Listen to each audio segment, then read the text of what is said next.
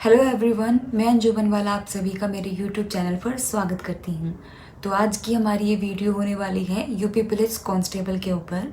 तो आप सभी जानते ही हैं रिसेंटली यूपी पुलिस कांस्टेबल का नोटिफिकेशन आ चुका है। क्या क्या था इम्पोर्टेंट उस नोटिफिकेशन में, आज इस वीडियो में मैं आपके साथ यही डिस्कस करने वाली हूँ।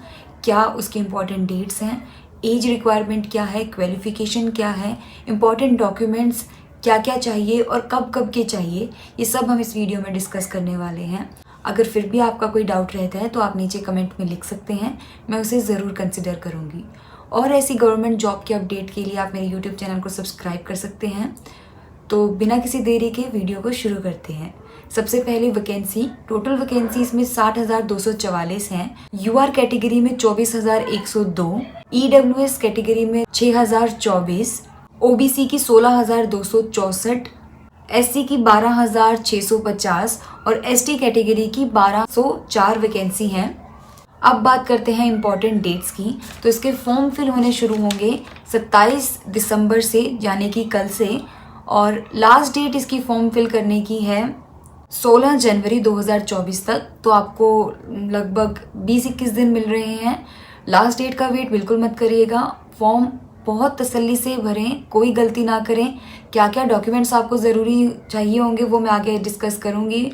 अगर एज की बात करें तो जनरल कैटेगरी मेल की एज 18 से 22 साल तक की होनी चाहिए। वहीं जनरल कैटेगरी की फीमेल की बात करें तो आपकी एज 18 से 25 के बीच की होनी चाहिए। और अगर एज रिलैक्सेशन की बात करें, ओबीसी, एससी और एसटी, इनको 5 साल का एज रिलैक्सेशन देखने को मिलेगा। अब बात करते हैं क्वालिफिकेशन की। तो इसकी क्वालिफिकेशन बहुत ही सिंपल है। अगर आपने 12th की हुई है तो आप इसके लिए एलिजिबल हैं। अगर बात करें इन डॉक्यूमेंट्स की तो सबसे पहले आता है मूल निवास प्रमाण पत्र, जिसे आप डोमिसाइल भी बोलते हैं। तो जो यूपी के रहने वाले हैं उनको इसकी ज़रूरत है। तो आपको डाउट होगा कि ये किस डेट तक का होना चाहिए, कब तक का ये वैलिड होगा। तो नोटिस के अंदर इसके बारे में कोई जिक्र नहीं है। तो आपका डोमिसाइल जब का भी बना हुआ है, पुराना भी चलेगा, इसकी कोई फिक्स डेट नहीं है।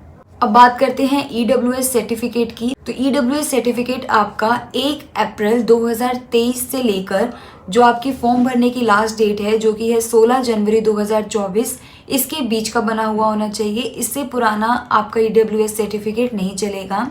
अगर बात करें ओबीसी सर्टिफिकेट की, तो ओबीसी सर्टिफिकेट भी आपका 1 अप्रैल 2023 से लेके 16 जनवरी 2024 के बीच का ही होना चाहिए। तो दोनों ईडब्ल्यूएस एंड ओबीसी सर्टिफिकेट की सेम क्राइटेरिया है।